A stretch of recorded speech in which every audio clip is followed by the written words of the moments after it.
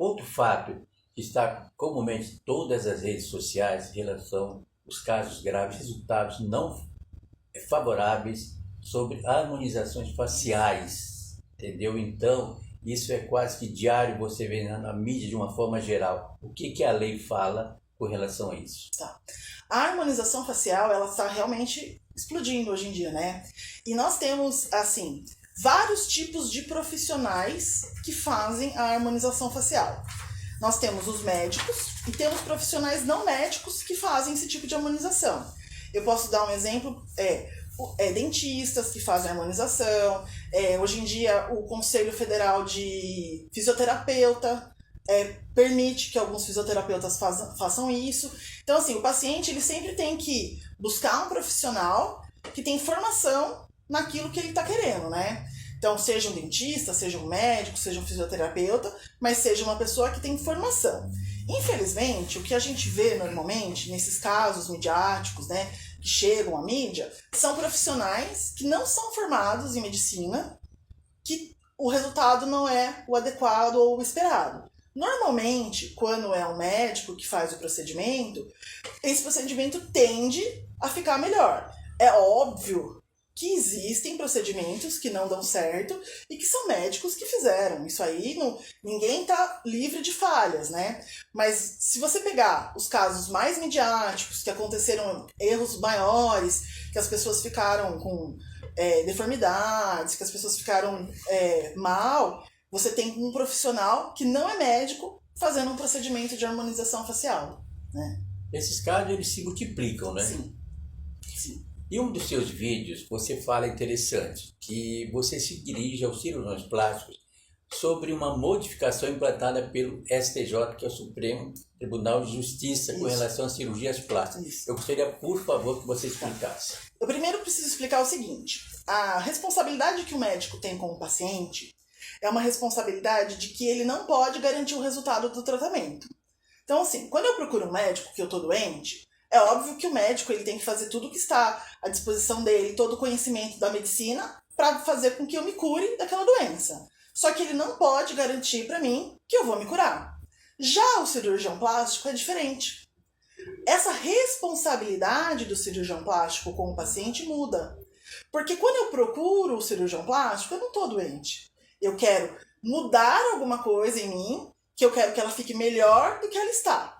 Então, toda vez que o cirurgião plástico ele se propõe a fazer uma cirurgia plástica numa pessoa, ele tem que garantir para essa pessoa que ela vai ficar melhor, né? E aí, nós tínhamos processos que as pessoas entravam para discutir essa questão. Ficou melhor, não ficou? Ficou mais bonito? Ficou mais feio? E a gente tinha decisões muito diferentes na justiça, né? Um juiz entendia de um jeito, outro juiz entendia de outro, e isso traz uma insegurança jurídica. Um desses casos chegou ao STJ. E para tentar resolver essa situação, o que o STJ decidiu?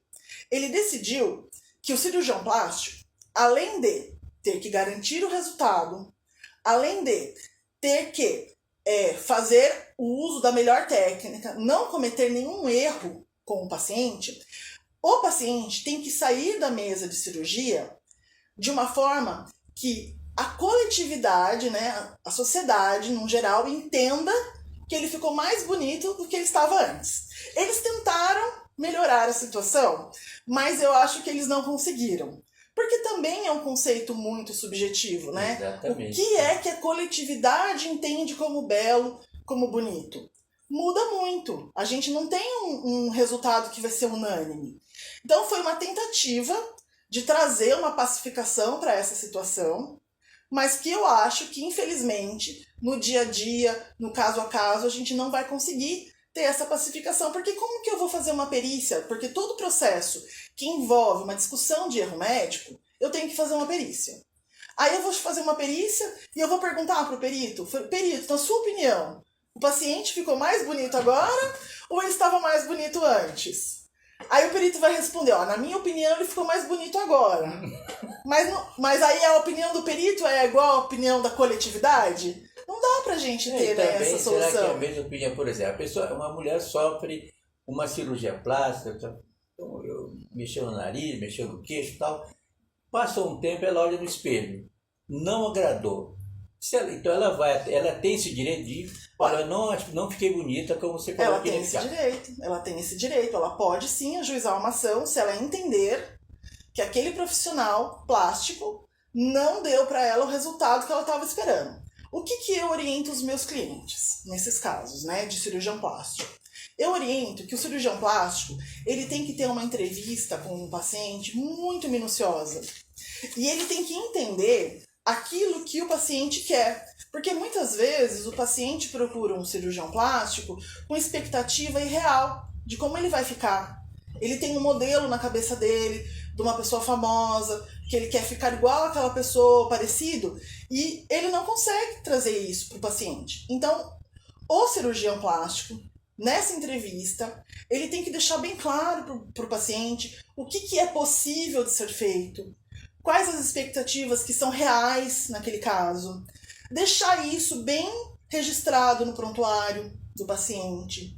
Fazer um termo de consentimento para o paciente assinar, em que essas informações estejam lá escritas, que o paciente tem ciência de que talvez aquele resultado almejado por ele é irreal.